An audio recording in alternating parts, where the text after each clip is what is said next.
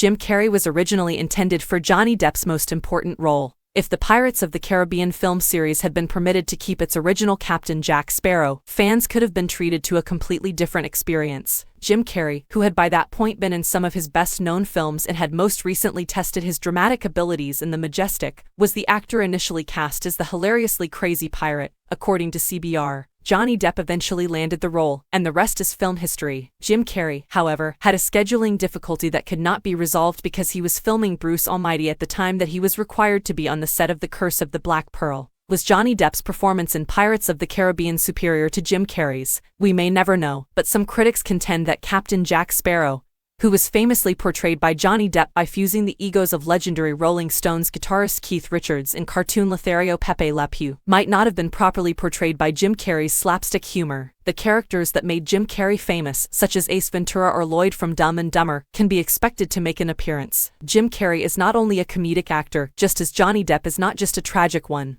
The Truman Program followed a man whose entire life was manufactured for a reality show, and even Man in the Moon was a biopic of famed comic Andy Kaufman that included vignettes into his less amusing personal life. The Majestic was about a blacklisted Hollywood screenwriter in the 1950s. The Masked Star has been in a number of children's films, including Sonic the Hedgehog and a series of unfortunate events. Also taken into consideration were the two actors for the part of Edward in Tim Burton's 1990 movie Edward Scissorhands. This time, Tom Cruise was chosen for the role rather than Johnny Depp or Jim Carrey, and Johnny Depp only accepted it after Cruise was fired for excessively probing into Edward's daily activities and demonstrating a marked overthinking of the part. Later, Johnny Depp and Tim Burton would collaborate on more movies including Sleepy Hollow and Charlie and the Chocolate Factory. When the role of Edward Scissorhands was cast, Johnny Depp was already well known, although Jim Carrey was still a few years away from his breakthrough performance in Ace Ventura: Pet Detective. However, Jim Carrey also has a ton of humorous acting experience under his belt from films like Once Bitten and television series like the brief sitcom The Duck Factory. Jim Carrey joined the cast of the sketch comedy program In Living Color the same year he was denied the opportunity to play Edward Scissorhands,